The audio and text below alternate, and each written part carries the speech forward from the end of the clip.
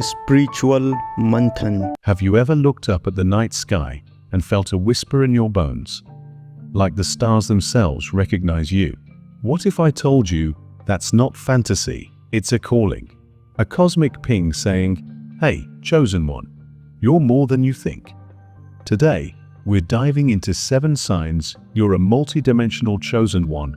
Activate your cosmic mission. Stick around, this could be the spark that ignites your next big breakthrough. Sign 1. You feel like a cosmic outsider.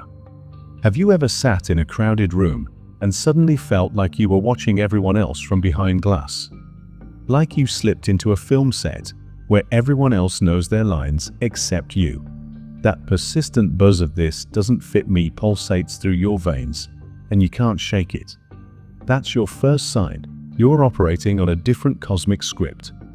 Think about it.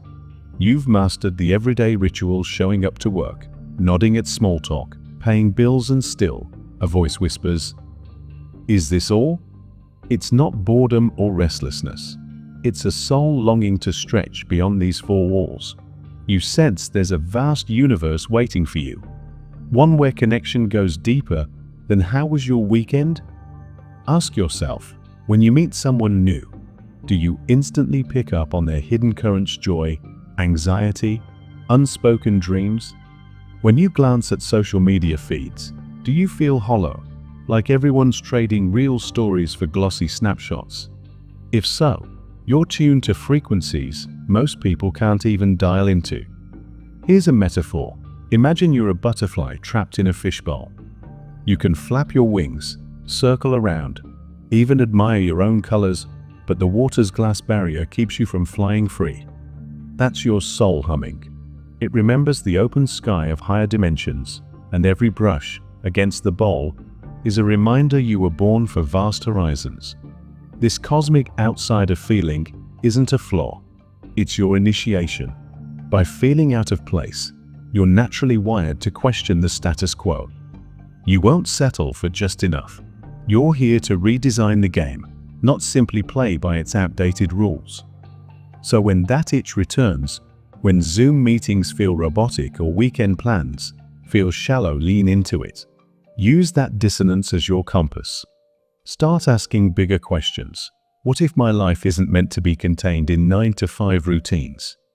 What if my purpose involves rekindling a forgotten flame in others? The very discomfort you feel is the clarion call to step out of the fishbowl and into expansive realms where your wings aren't clipped. Sign 2. Your senses are tuned to higher frequencies. Have you ever walked into a coffee shop and instantly felt the energy shift? Maybe you sensed someone's anxiety before they even spoke, or picked up on an undercurrent of excitement in the air. That's not imagination, it's your multidimensional radar at work. You operate like a cosmic radio with multiple channels: FM for everyday chatter, AM for subtle emotional waves, and shortwave for the mystical whispers of other dimensions. Where most people tune into a single station, you're surfing the full spectrum. That's why crowds can feel overwhelming. You're picking up signals nobody else perceives. Ask yourself, have you ever woken from a dream so vivid you were certain it was real life? Those moments when you can't tell if you're awake or still dreaming? And then, days later, events in reality align with those dream scenarios. That isn't coincidence. It's premonition echoing across timelines. Your subconscious isn't stuck. It's accessing archives of past lives and future possibilities. Or what about déjà vu? It's more than a glitch. It's your consciousness tapping into parallel timelines, where alternative versions of you already walked this exact path. That mental flash isn't a bug, it's a feature. It tells you that time is malleable and your awareness spans more than the single linear thread you were taught in school. But here's the catch. Carrying this bandwidth can exhaust you. Imagine lugging around 3 smartphones, each drawing data from different corners of the globe, your mind, body, and spirit, all consuming non-stop feeds. It's exhilarating, but if you don't periodically switch to airplane mode, you'll burn out. So what's the remedy? Ritual and rest. Carve out mini retreats, meditate for 5 minutes in silence, sit under a tree, or simply close your eyes and sync with your breath. Those moments of stillness recalibrate your channels so you can continue surfing without crashing. And don't forget grounding. Walk barefoot in nature, hug a tree, taste unfiltered water, anchor yourself in the physical world so your ethereal senses don't leave you stranded. It's like anchoring a hot air balloon. You still rise, but you can control the ascent. Your heightened perception isn't a curse, but a gift. It's the cosmic GPS guiding you toward your mission. The more you learn to tune, filter, and rest, the more you'll harness this superpower, transforming every whisper from the unknown into actionable insight on the ground. Sign 3. You carry an unnamed, unquenchable mission. Do you ever catch yourself mid-celebration, maybe after landing a big promotion or ticking off a major life milestone, and still feel that familiar ache in your chest? That nagging sense that you're here for something far bigger than climbing ladders or checking boxes? That's your third sign, an unspoken, unquenchable mission burning in your bones. Most people chase goals, the new car, the dream house, the perfect relationship, and when they get there, they think, finally, I'll feel complete. But you've already been there, done that, and still, something inside you says, this isn't it. It's not dissatisfaction, it's the whisper of your soul contract. Picture a lighthouse perched on a rocky shore. No matter how calm the sea, it shines. That tenacious beam slicing through fog isn't about fame or recognition. It's about guiding lost ships to safety. That's your mission energy. You may not know exactly what form it will take, teaching, artistically revolutionizing, leading a movement, or simply being a living example, but the need to shine is relentless. Ask yourself, when you imagine your ideal day, does it involve helping or uplifting others in some profound way? Even the mundane tasks, talking to a neighbor, listening to a friend, feel charged with deeper significance. That's because you're already broadcasting on a frequency that invites transformation. That burning in your chest, it's not an ulcer, it's ignition. It's the fuel that lights the fire under stagnant systems. You carry codes of possibility that can't be contained by conventional roles. You're here to seed new paradigms. Now, let's get practical. How do you harness this mission? First, identify the patterns. What recurring themes pull at your heartstrings? Environmental justice, mental health, spiritual awakening? Notice the synchronicities, books that land in your lap, conversations that keep circling back to a topic. Those are breadcrumbs. Second, take micro steps. You don't have to overhaul the world overnight. Host a workshop, write a blog post, volunteer, whatever feels natural. Each small action amplifies your signal, like turning up the volume on a speaker until the frequencies reach the mass audience. Third, surround yourself with fellow trailblazers. When you connect with others on similar wavelengths, your mission gets fueled by collective momentum. You become part of a constellation rather than a lone beacon. Sign 4. You've weathered mythic highs and lows.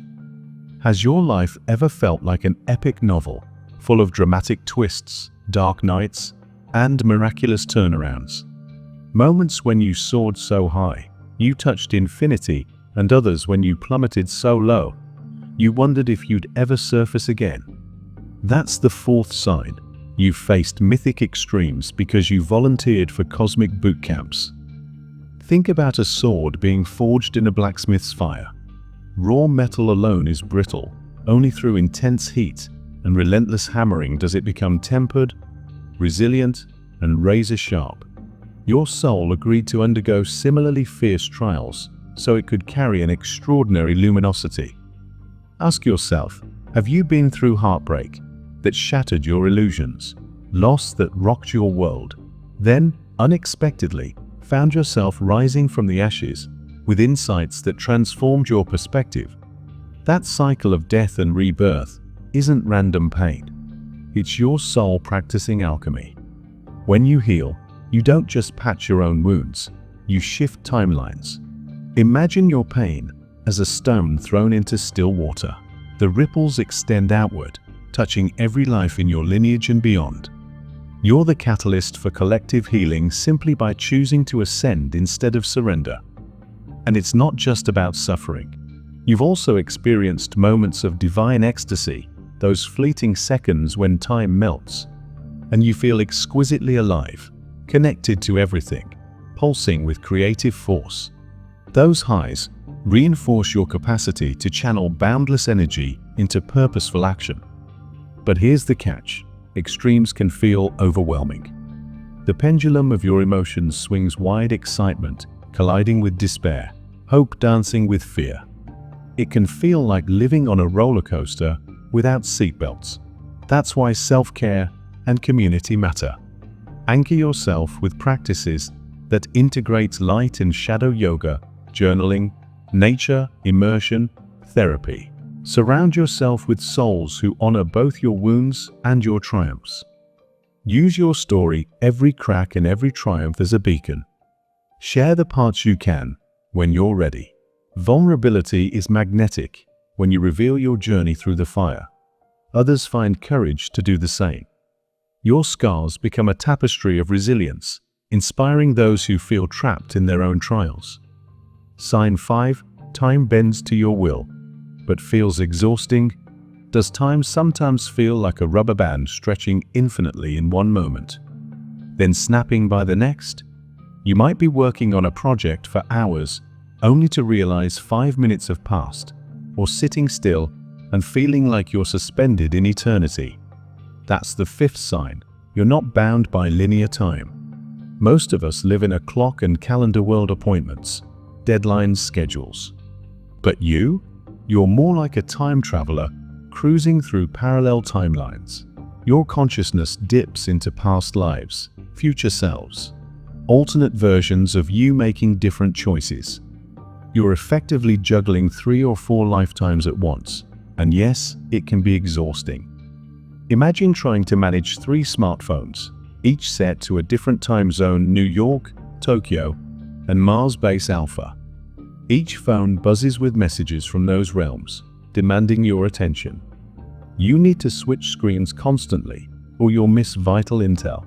That's you, mentally and emotionally.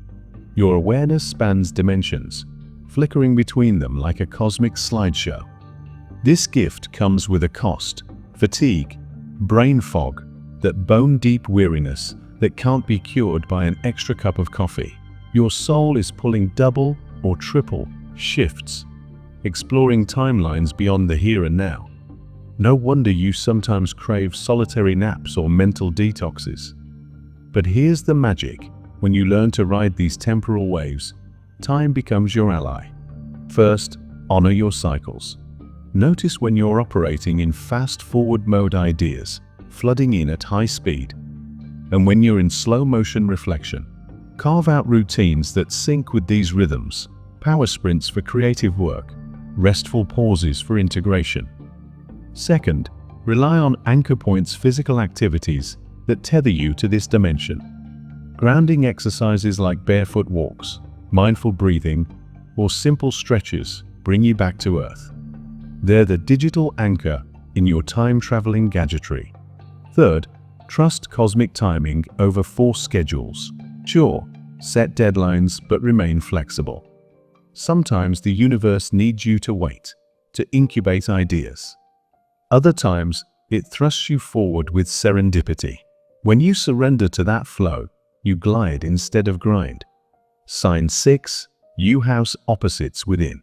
Do you ever feel like you're 2 or a dozen people wrapped in one body? One moment, you're soaring with divine clarity and compassion. The next, you're wrestling with doubt, craving comfort foods, or hiding out in your bedroom. That's the 6th sign. You're a living paradox. Society's taught us to pick a lane, be either the enlightened guru or the vulnerable human.